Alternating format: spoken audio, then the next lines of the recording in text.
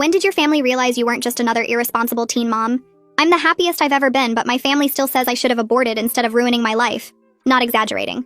My Aunt Patty will literally take my daughter out of my arms without asking, announcing I need a break before I've even said hello.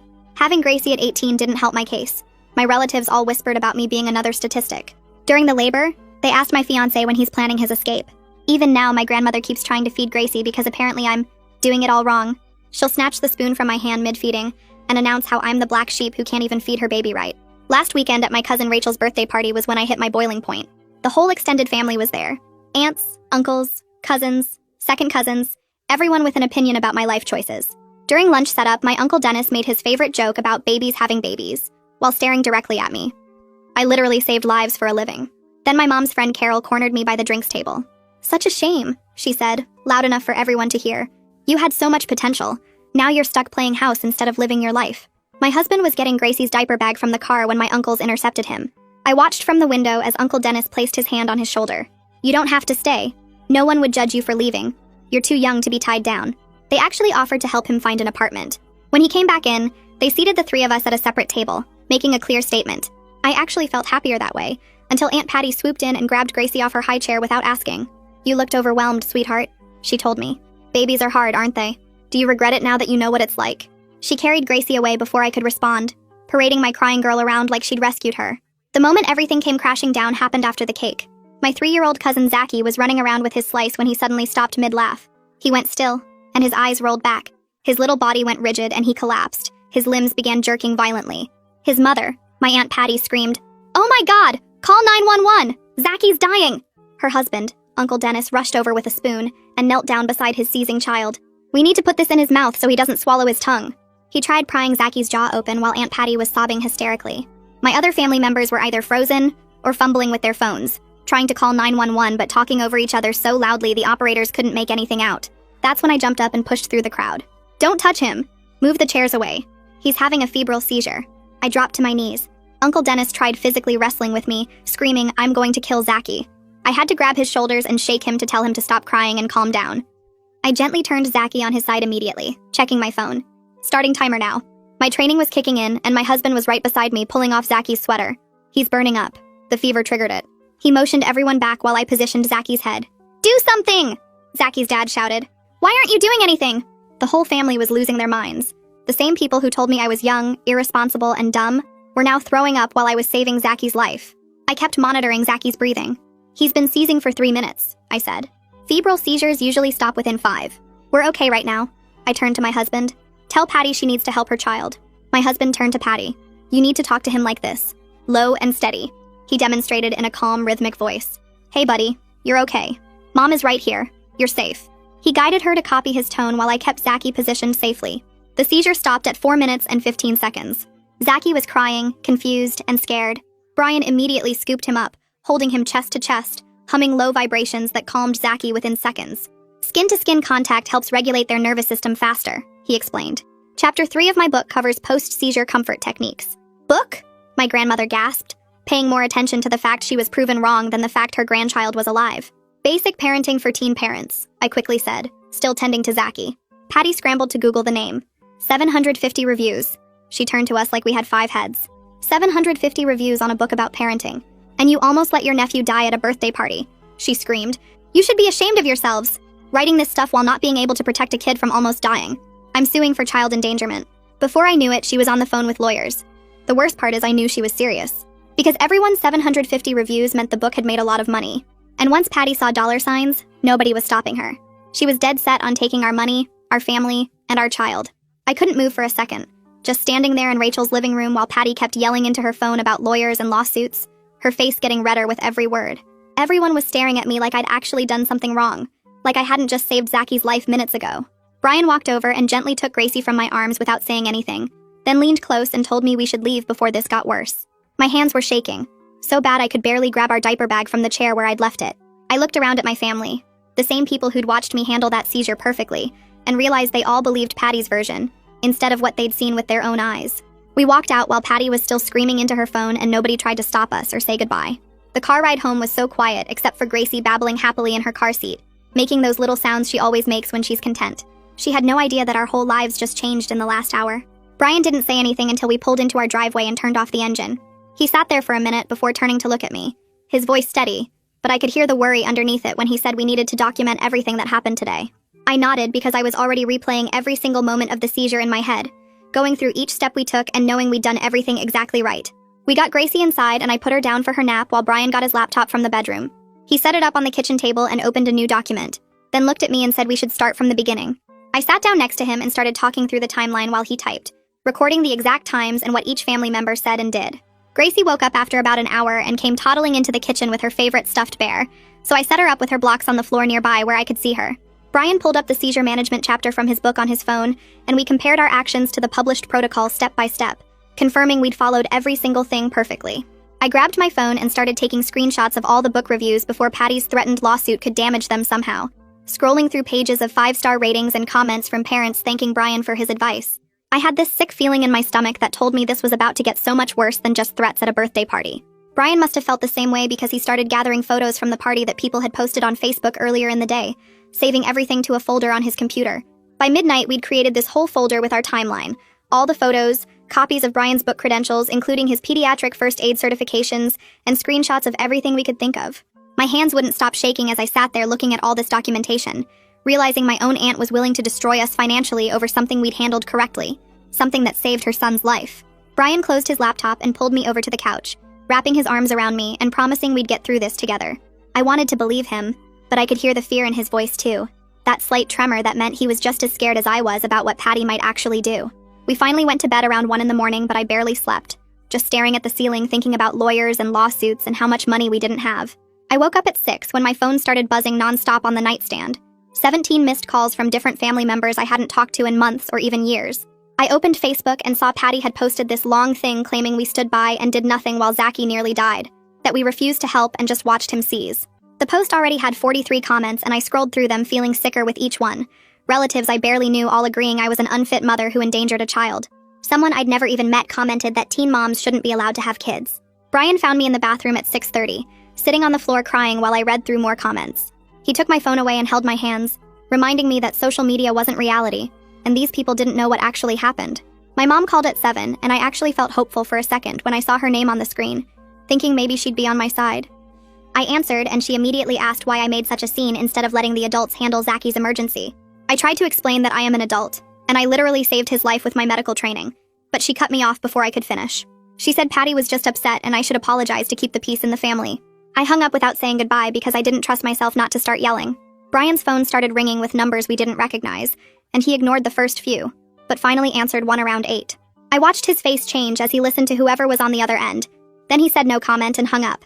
He told me it was a reporter from some local parenting blog asking about the controversial teen parent author whose negligence led to a child's hospitalization. We both realized at the same time that Patty must have contacted media outlets with her twisted version of what happened. Brian immediately called his book publisher to warn them about potential negative press coming their way. I forced myself to get ready for work because I had a shift scheduled and my patients needed me, plus I thought maybe the normalcy would help. I dropped Gracie off at daycare and drove to the hospital, trying to focus on my job instead of everything falling apart. My supervisor pulled me aside after morning rounds and asked if everything was okay at home, her voice gentle but concerned. She said someone had called the hospital claiming I was under investigation for child endangerment. I explained the whole situation as calmly as I could while internally panicking that Patty's lies were reaching my workplace now too. During my lunch break, I made the mistake of looking at Facebook again, and felt physically sick reading more comments. Relatives were describing me as always irresponsible and too young to handle emergencies. People who'd barely spoken to me in years suddenly had strong opinions about my parenting. Carol had commented that she tried to warn everyone about my poor judgment, referencing those cruel things she'd said at the party about me ruining my life. Not a single family member had defended me or even acknowledged that Zachy was alive because of what I did. My phone buzzed with a text from Brian saying his book sales had dropped 30% since yesterday, and several parenting forums were discussing whether his credentials were even legitimate. His publisher was concerned about the optics, and wanted to pause the whole marketing campaign until this blew over. I sat there in the break room staring at his text, realizing Patty's lawsuit threat was already costing us money, even though she hadn't actually filed anything yet. I finished my shift in a fog and drove home on autopilot, my mind replaying Brian's text about the sales drop over and over. When I pulled into our driveway, I noticed a white envelope wedged between our front door and the frame. The return address showed a law firm I'd never heard of, and my hand started shaking before I even opened it. Inside was a formal letter on heavy paper with raised letterhead. I had to read the first paragraph 3 times before the words made sense. Patty and Dennis were demanding $50,000 for emotional distress, medical expenses, and negligent supervision. The letter claimed we failed to act appropriately during Zacky's seizure and caused lasting trauma to their family. My vision got blurry as I kept reading. They wanted Brian to stop selling his book immediately and issue a public apology admitting his parenting advice was dangerous and nearly killed a child. I walked inside still holding the letter, feeling like I might throw up. Brian was in the kitchen making dinner with Gracie in her high chair, and he took one look at my face before putting down the spatula. I handed him the letter without saying anything and watched his expression change as he read it. We sat at the kitchen table for over an hour reading the letter again and again, trying to understand how saving a child's life had turned into this. The legal language made it sound like we'd stood by doing nothing while Zacky was in danger. One section actually claimed that Dennis's attempt to put a spoon in Zacky's mouth was the correct medical response, and we should have supported it instead of interfering. I started laughing because the whole thing was so ridiculous, but then the laugh turned into crying and I couldn't stop. Brian pulled his chair next to mine and held my hand while I sobbed. Gracie kept trying to give me her stuffed bear from across the table, sensing something was wrong. The letter listed specific damages including therapy costs for Zacky, lost wages for Patty who took time off work, and compensation for their ongoing emotional suffering. They'd attached a deadline of 7 days to respond, or they'd file the lawsuit in court. Brian got up and pulled our emergency folder from the drawer, the one with all our documentation from the party. We spread everything out on the table next to the legal letter, comparing what actually happened to what Patty's lawyer was claiming. I remembered my coworker Sarah mentioning a family law attorney who helped her sister with a custody issue, so I dug through my text to find the name. Kayla Norris. I called the number Sarah had sent me even though it was almost 7 at night, expecting to leave a voicemail. A woman answered on the third ring, and I explained the situation as calmly as I could manage. She listened without interrupting and then asked a few quick questions about the timeline and whether we had documentation. When I told her about our folder with timestamps and photos, she made an approving sound. She could meet with us tomorrow morning at 9 if we could make it work. Then she warned us that even completely ridiculous lawsuits cost money to defend, and we should prepare for legal fees. I felt Brian squeeze my hand as she said that. After we hung up, we sat there doing math in our heads about how much our savings could cover. Our emergency fund had about $8,000, but we'd been planning to use some of that for a new car since Brian's was making weird noises. Now all that money might have to go to lawyers instead. That night, I lay in bed staring at the ceiling while Brian slept fitfully next to me. Every time I closed my eyes, I saw Patty's face at the party, the way she'd looked at us with pure hatred while holding her phone. My own family had turned on me so fast it still didn't feel real. I kept thinking about all the times I'd excused their comments about my age or my choices, telling myself they meant well. But this wasn't concern. This was vindictive and cruel. My grandmother hadn't called once since the party to check if I was okay, or to hear my side of the story. That hurt worse than Patty's lawsuit in some ways. At 3 in the morning, I gave up on sleep and went to Gracie's room. She was sleeping peacefully with her favorite blanket bunched under her chin. I stood there watching her breathe, feeling so protective it made my chest hurt. Brian and I had built this little family despite everyone saying we'd fail. We had a home and jobs and a happy, healthy daughter. And now my relatives wanted to take it all away because we'd saved a child's life. I stayed in Gracie's room until the sun started coming up, just watching her sleep and promising myself I'd fight for our family no matter what it cost. The law office was in a professional building downtown, and we arrived 15 minutes early because we were both too nervous to wait at home. Kayla met us in the lobby, a woman in her 40s with kind eyes and a firm handshake. She led us to a conference room and spread our folder contents across the table while asking questions. Her assessment was both comforting and scary. She said Patty's claims were legally weak because we'd followed proper medical protocol, but the case would still require a formal legal response that cost money. She looked at our timeline and called it excellent documentation. Then she explained that family lawsuits often got messy and emotional in ways that regular cases didn't. The retainer fee was $3,000 just to get started. She estimated the total cost could reach $10,000 to $15,000 if Patty actually filed in court, and we had to go through the whole process. I felt sick hearing those numbers. Brian's hand was shaking when he signed the retainer agreement. Kayla asked us to walk through exactly what happened during the seizure, and we took turns describing every detail. She nodded as we talked and made notes on a legal pad. When we finished, she confirmed we'd followed proper medical protocol exactly. Then she got really interested in Brian's book, asking about his credentials and training. She said his expertise would actually help our defense a lot. She wanted to know about our relationship with Patty before this incident. I admitted she'd always treated me like an incompetent child who couldn't handle being a mother. She'd grab Gracie without asking and make comments about me being too young, but she'd never threatened legal action before or claimed I was dangerous. Kayla wrote that down and said the pattern of behavior might be relevant. She asked if we'd had any contact with family members since the party, and I told her about the phone calls and Facebook comments. Kayla's voice got firm when we started talking about strategy. She said we absolutely could not respond to anything on social media while the legal threat was active. No posts, no comments, no trying to defend ourselves publicly. She'd send a formal response to Patty's lawyer stating we acted appropriately and rejecting all their demands. I asked if we should countersue for defamation since Patty had posted lies about us on Facebook. Kayla shook her head and explained that would escalate everything and cost even more money. The goal was to make this go away as cheaply and quickly as possible, not to punish Patty even though she deserved it. She'd include our documentation and Brian's credentials in her response to show we had a strong defense. Then she coached us on how to handle any family members who tried to contact us. Keep it brief, don't discuss the case, refer them to our attorney. Brian asked what would happen if Patty filed in court anyway, and Kayla walked us through that process. On the way home from Kayla's office, Brian was quiet for a long time. Finally, he admitted he was scared about the money. Between the legal fees and his book sales dropping, we were looking at losing maybe $20,000 or more. We sat in the car outside our house while he pulled up our bank accounts on his phone. We did the math together, calculating what we could afford if this dragged on for months. Our emergency fund would cover Kayla's retainer and maybe one more payment. After that, we'd have to dip into Gracie's college fund, which had about $15,000 we'd been saving since she was born. I felt horrible that my family's toxicity was threatening our daughter's future. Brian tried to reassure me that we could rebuild the college fund later, but I could hear the worry in his voice. We sat there for almost 20 minutes just staring at the numbers on his phone screen, both of us too overwhelmed to go inside yet. My phone rang that afternoon while I was folding laundry, and I didn't recognize the number. A professional woman's voice introduced herself as Grace Ferguson from Child Protective Services. She said they'd received a report of child endangerment involving our family and needed to schedule a home visit. My stomach felt like I'd been punched. I had to sit down on the couch because my legs went weak. Grace's tone stayed neutral and professional as she explained this was standard procedure for any report involving a young child. She needed to come see our home and talk to us about the allegations. I managed to ask what the report claimed, and she said someone had reported we had a history of neglect and had endangered a child at a family gathering. I knew immediately it was Patty. She hadn't just sued us. She'd called CPS to try to get Gracie taken away. Grace asked if tomorrow afternoon would work for a home visit, and I heard myself agreeing even though I wanted to scream. I called Kayla the second Grace hung up, my hands shaking so hard I could barely hold the phone. I was talking too fast and probably not making sense, but Kayla's calm voice cut through my panic. She said CPS had to investigate every report they received, even obviously false ones. Our documentation would help a lot. She talked me through what to expect during the home visit. They'd want to see where Gracie sleeps, check our food supply, look at the general condition of our home. They'd ask questions about the party incident. I should stay calm and factual, provide our folder of documentation, and give them our pediatrician's contact information. Brian came home early from work after I texted him what happened. We spent the rest of the afternoon cleaning our already clean house, both of us anxious about strangers coming to judge whether we were fit parents. I organized Gracie's toys and made sure her room looked perfect. Brian scrubbed the kitchen until it gleamed. We were exhausting ourselves with nervous energy, unable to sit still while waiting for tomorrow's visit.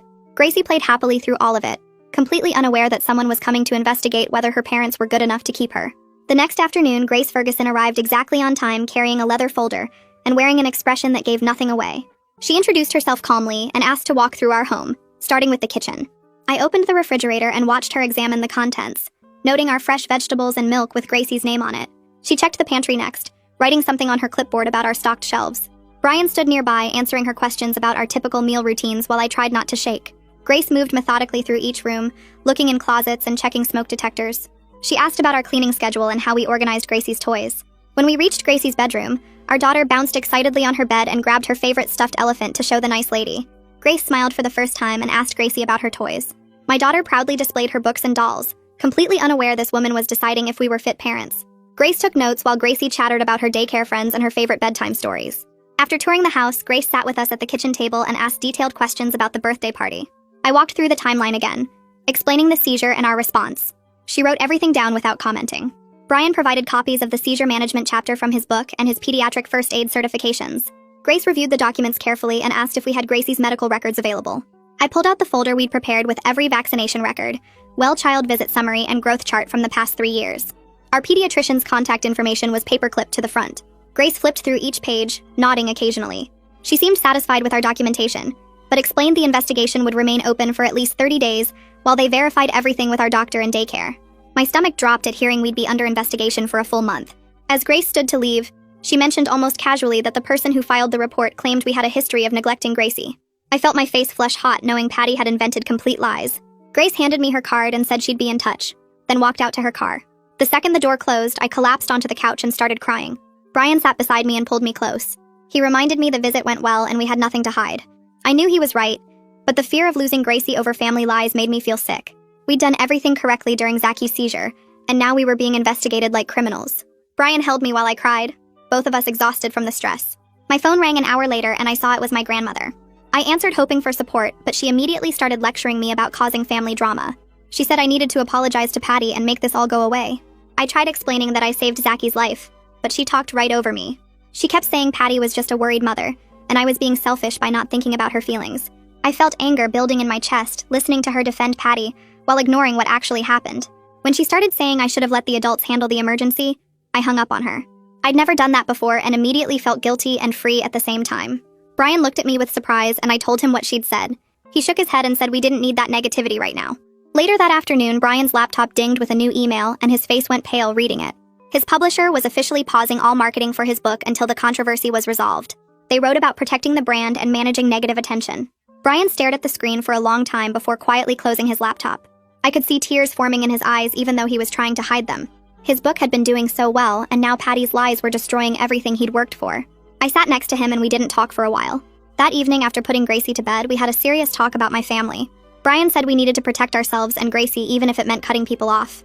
He'd always supported my relationship with my family despite how they treated us, but now he was angry. We agreed no more family gatherings or contact with anyone who believed Patty's lies until this was resolved. It felt sad but also necessary. My mom called the next day and I let it go to voicemail. Later, I listened to her message begging me to be the bigger person and drop the legal issues. She didn't mention that Patty sued us first, or that her granddaughter was under CPS investigation because of false reports. She just wanted me to make peace and pretend everything was fine. I didn't call her back. Protecting my daughter and husband had to come first, even if it meant losing my extended family. That same day, Rachel sent me a private message apologizing for how the party ended. She wrote that she knew I saved Zaki's life and was grateful. She admitted she was too scared of Patty to say anything publicly, but wanted me to know she didn't believe the lawsuit claims. Reading her message made me cry because it was the first support from any family member. I thanked her and told her I understood her position. At least someone saw the truth. A few days later, Kayla sent her formal response to Patty's lawyer. The letter rejected all demands and outlined our evidence that we acted correctly. She included Brian's credentials, our complete timeline, and a statement from our pediatrician confirming proper seizure management. The letter was professional but firm, making it clear we wouldn't be scared into paying money or apologizing for saving a child's life. Kayla emailed us a copy and I felt proud reading it. We were fighting back instead of just taking the abuse. 2 weeks after the party, Patty's lawyer responded demanding we agree to mediation or they'd file the lawsuit in court.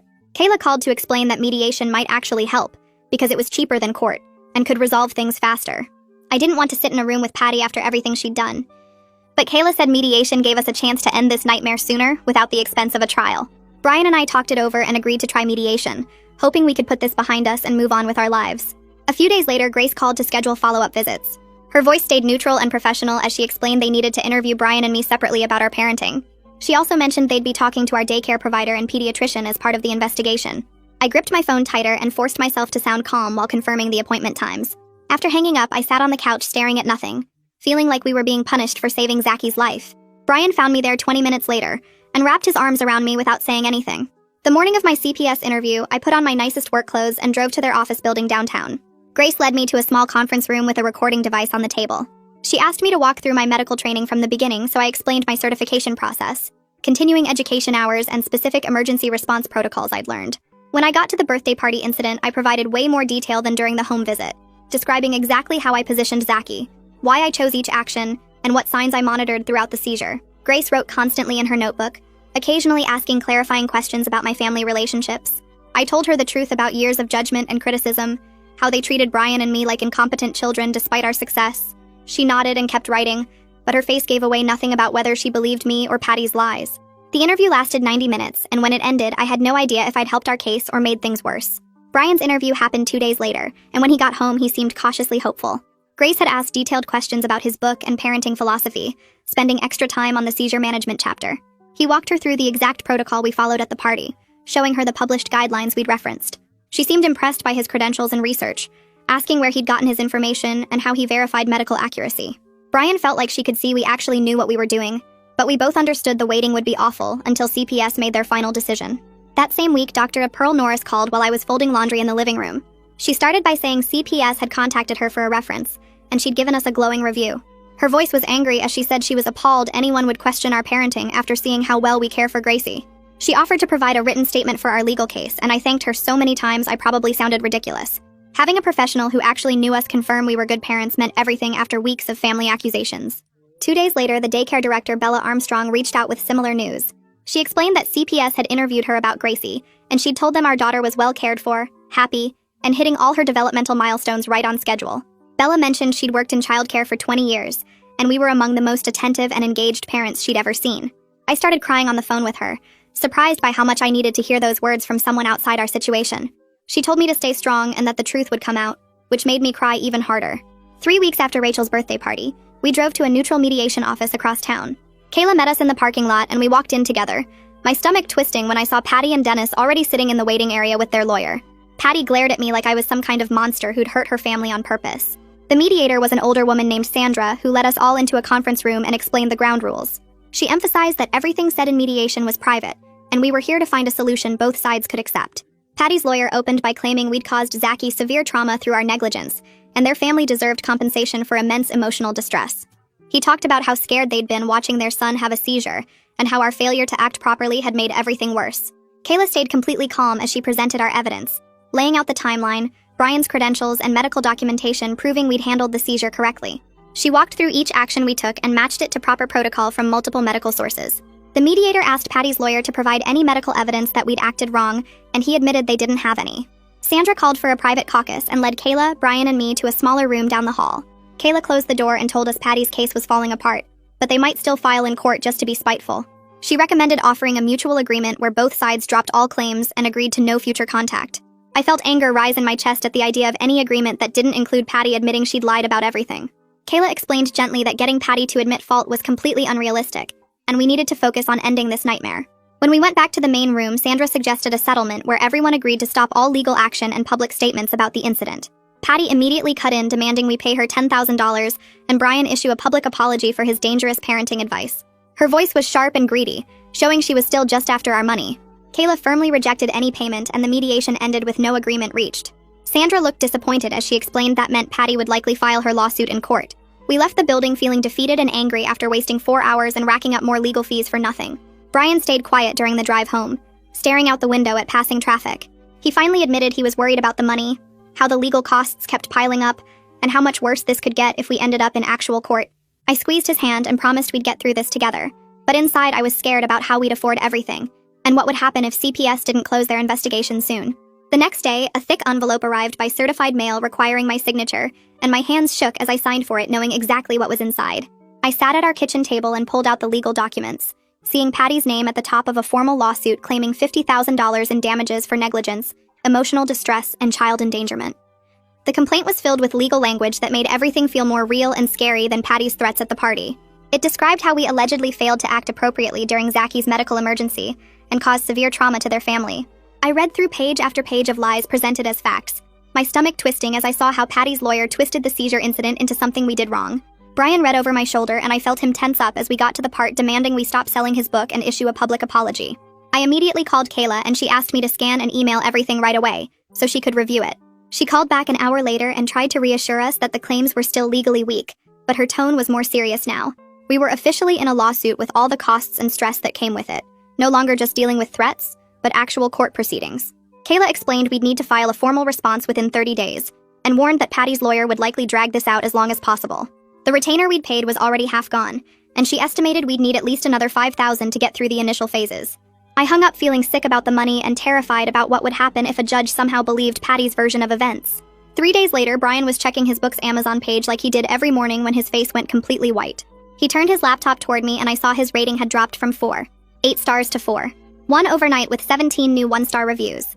I read through them, and they were all posted within hours of each other. Clearly fake accounts leaving identical complaints about dangerous advice. One review claimed Brian's seizure protocol nearly killed their nephew. Another said his book encouraged teen parents to ignore medical professionals. By the end of the week, his rating was down to 3. 2 stars, and his sales had dropped by 60% according to his publisher dashboard. Brian sat at our kitchen table scrolling through the hateful reviews with tears running down his face, watching years of hard work get destroyed by Patty's coordinated attack. He'd worked so hard researching and writing that book to help other young parents, and now it was used as ammunition against us. I stood behind him, rubbing his shoulders as he clicked through review after review, all posted by brand new accounts with no other activity. His publisher emailed asking if he wanted to respond to the reviews, but Kayla had warned us not to engage with anything Patty might be behind. I watched my husband's dream of helping other families crumble while we couldn't even defend ourselves publicly. That night, I woke up at 2 a.m. and reached for Brian, but his side of the bed was empty. I found him sitting in the rocking chair in Gracie's room just watching her sleep, his face wet with tears in the dim glow of her nightlight.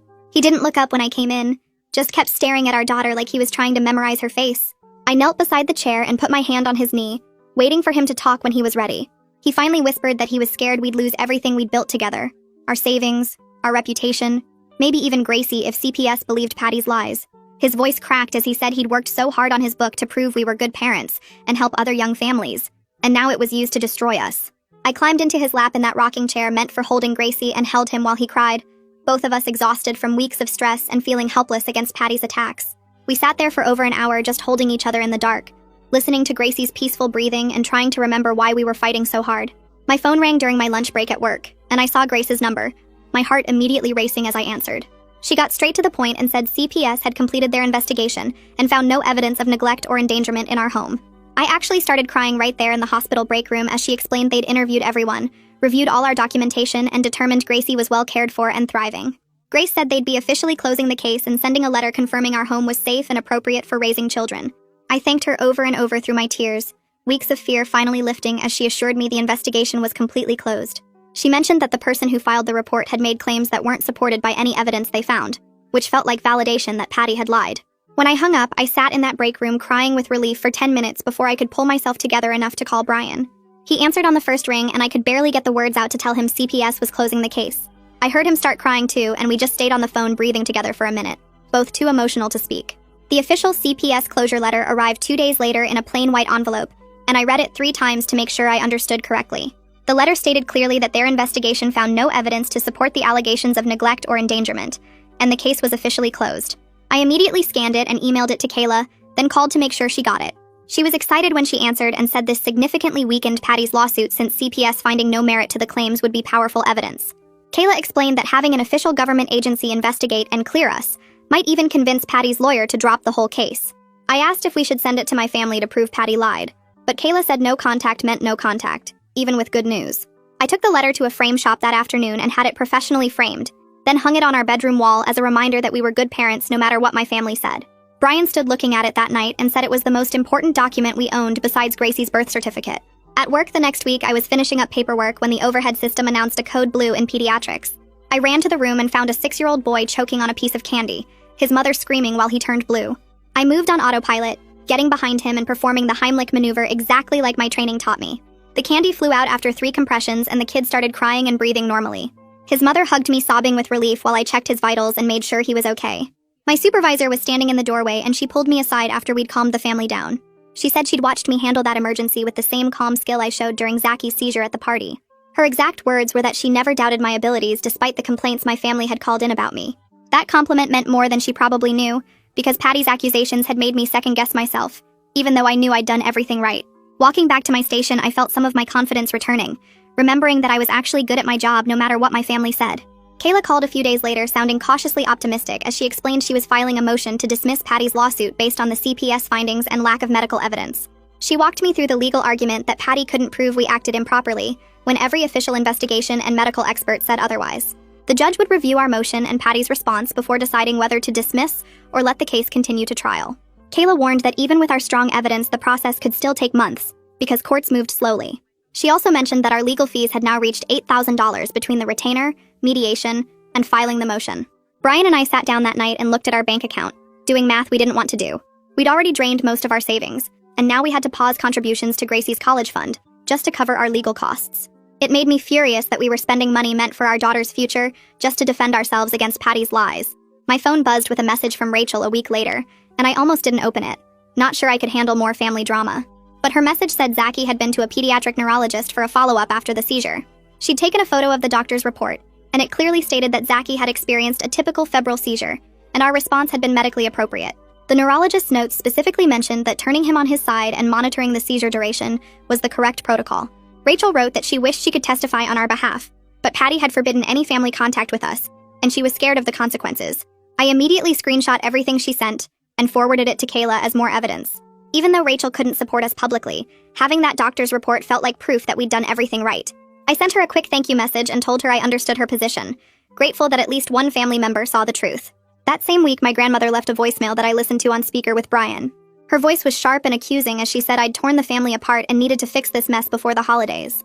She went on about how Patty was just a worried mother, and I was being selfish by dragging this out with lawyers and court filings. Not once did she mention that Patty had sued us first, or filed false CPS reports that could have gotten Gracie taken away. According to grandmother, I was the problem for not apologizing and keeping the peace like a good family member should. I saved the voicemail and sent it to Kayla as evidence of the ongoing family pressure, but I didn't call grandmother back. Brian squeezed my hand and said I didn't owe anyone an apology for protecting our family, and he was right, even though it hurt to be blamed for everything.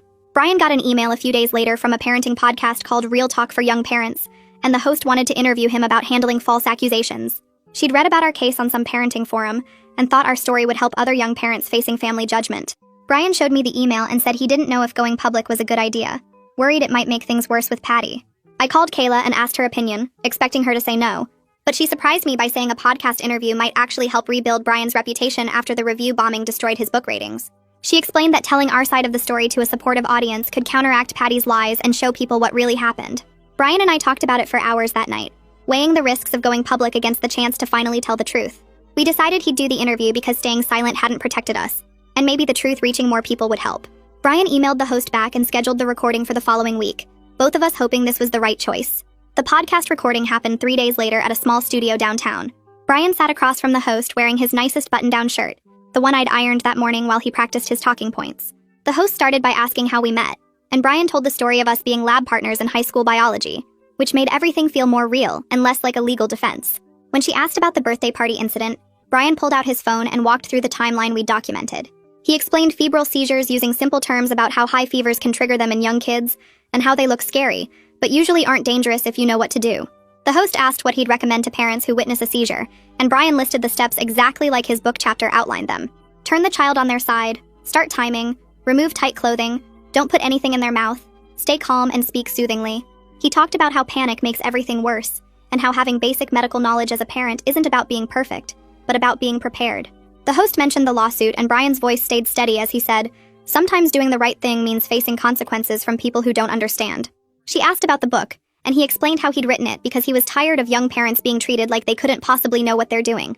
The interview lasted 40 minutes, and when Brian came home he looked exhausted, but lighter somehow, like finally telling our actual story to someone who listened had lifted weight off his shoulders. I hugged him in our kitchen and asked how it felt, and he said it felt like maybe people would finally hear the truth instead of Patty's lies. The podcast episode went live the next Tuesday, and I listened to it during my lunch break at work, sitting in my car with my phone pressed to my ear. Brian sounded so calm and knowledgeable explaining everything, and the host kept praising his book and his approach to evidence-based parenting. The comments section filled up fast with listeners saying they'd never heard of febrile seizures before and were grateful for the education. Several people wrote that they were ordering Brian's book right away because they wanted that kind of practical parenting information. One comment said her own mother had sued her over a similar family dispute, and she felt less alone hearing our story. I screenshot the positive comments and sent them to Brian at work, watching the 3 dots appear as he typed back that maybe this was the beginning of things turning around. 2 weeks after the podcast aired, Brian checked his book sales dashboard and actually gasped loud enough that I ran into his office thinking something was wrong. His sales had jumped 30% from their lowest point and were climbing daily as more people found the podcast episode. The reviews section showed new 5-star ratings from listeners who said they'd bought the book after hearing him speak and found it incredibly helpful. Brian sat back in his desk chair staring at the numbers like he couldn't quite believe them, and I watched his eyes get wet as months of stress started cracking. His publisher emailed that same afternoon with a carefully worded message asking if the negative publicity had died down enough to resume their marketing campaign. Brian read the email out loud, and I could hear the hurt in his voice when he said they'd abandoned him, so fast when things got hard. I sat on the edge of his desk and reminded him that at least they were coming back now, and he nodded but said he'd never forget how quickly they pulled their support. He drafted a professional response saying he'd be open to discussing renewed marketing efforts and copied me on it before hitting send. Kayla called on a Thursday morning while I was getting Gracie dressed for daycare, and I almost dropped my phone when I heard the excitement in her voice. The judge had granted our motion to dismiss most of Patty's claims, leaving only a weak emotional distress allegation that Kayla said wouldn't hold up in court. She explained that Patty's lawyer had reached out suggesting they might be willing to settle for a mutual agreement to drop everything with no money changing hands. I actually screamed with relief, and Gracie looked up at me confused while I tried to explain to Kayla how much this meant. 2 months of legal hell were finally showing progress, and I felt like I could breathe properly for the first time since the birthday party. Kayla warned me not to celebrate too much yet because we still needed to get through another mediation session, but her tone said she was confident we'd finally found our way out. I called Brian at work immediately after hanging up with Kayla, and he went silent for a long moment before saying he'd been terrified this would drag on for years. We agreed to the mediation session that weekend, both of us desperate to end this nightmare even if it meant sitting across from Patty again. The second mediation happened at the same office as before, but the whole atmosphere felt different this time. Patty's lawyer looked tired and kept glancing at his notes like he knew his case had fallen apart. The mediator welcomed us back and laid out the proposed agreement where all legal claims would be dropped by both sides, and we'd agree to no future contact. Patty sat with her arms crossed, glaring at me while her lawyer explained that they were willing to accept mutual dismissal without any financial settlement. Kayla calmly presented our position that we'd never pay a single dollar for saving Zacky's life and doing everything correctly. The mediator worked through the details of the agreement, specifying that no party would admit fault, and all public statements about the incident would cease. Patty's lawyer kept trying to negotiate for some kind of apology from us, and Kayla shut it down every time, reminding everyone that the judge had already dismissed most of their claims. The mediation lasted 3 hours with multiple private caucuses where Kayla would pull Brian and me into a separate room to discuss strategy. During one of these breaks, Brian squeezed my hand and said he just wanted this over, so we could get back to our lives. Patty refused to apologize or admit she'd done anything wrong, sitting stone-faced while her lawyer read through the final agreement terms. She did agree to remove her false Facebook post and stop making any public statements about us or the incident. The mediator asked if we could all agree to these terms, and Kayla looked at me for confirmation before nodding, yes. It wasn't the vindication I'd dreamed about where Patty would have to publicly admit she'd lied and apologize for trying to destroy us.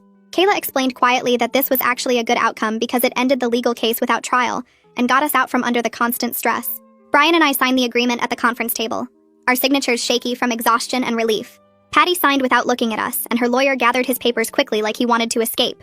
Walking out of that office felt surreal, knowing the lawsuit was finally over, but also knowing Patty would never acknowledge what she'd done to us. That evening, Brian and I sat at our kitchen table with all our legal bills spread out in front of us, adding up the final total. $12,000 in attorney fees, court costs, and related expenses. Our savings account that we'd built up so carefully over 3 years was almost empty. I felt sick looking at the numbers and thinking about how we'd paid all that money just to defend ourselves against lies. Brian pulled out his laptop and opened a spreadsheet to create a budget for rebuilding our emergency fund over the next year. We calculated how much we could save each month if we cut back on eating out and postponed some home repairs we'd been planning. It was frustrating that Patty's vindictiveness had cost us so much money and peace of mind, but at least the case was over and we could start moving forward. I looked at Gracie playing with her blocks in the living room and reminded myself that protecting our family had been worth every dollar. With the legal case officially resolved, Brian and I had a serious conversation about boundaries with my family.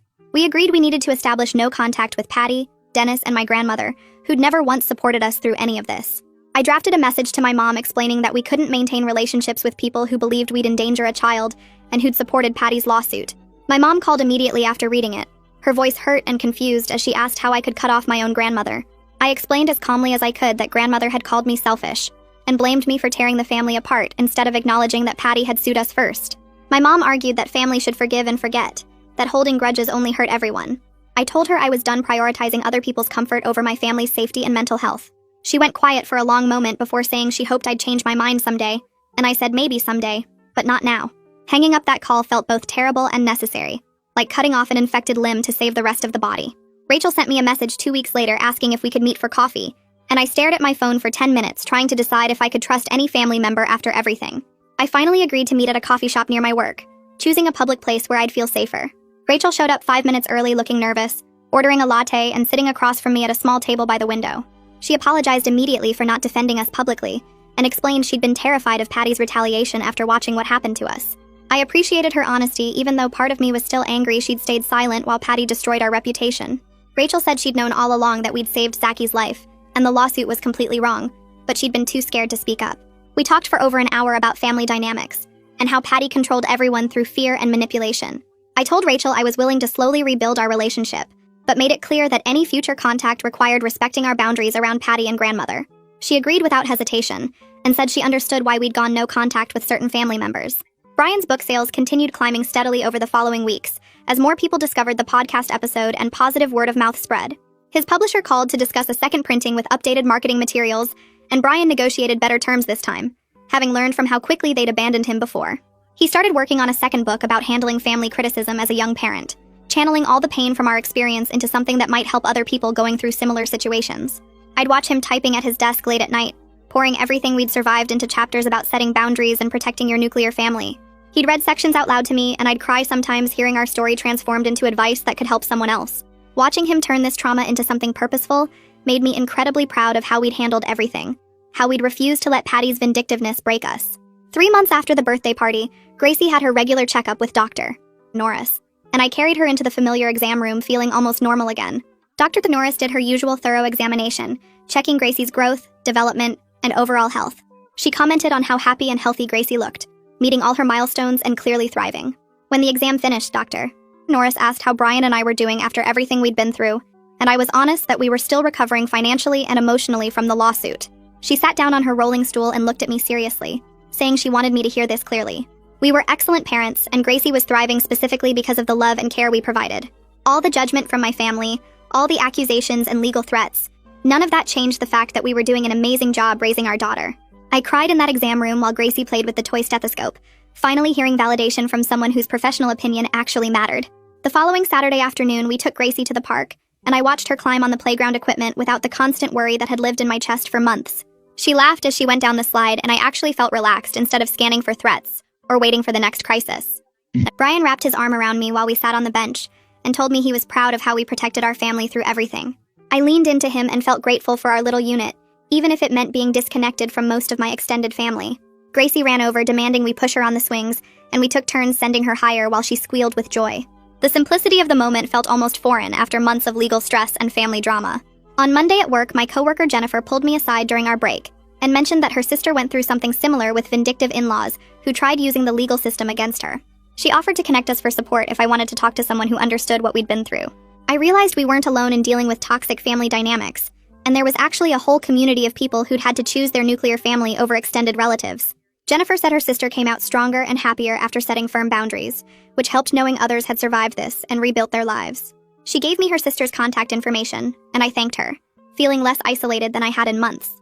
That night, after putting Gracie to bed, Brian and I sat on our couch reviewing everything we'd been through over the past few months.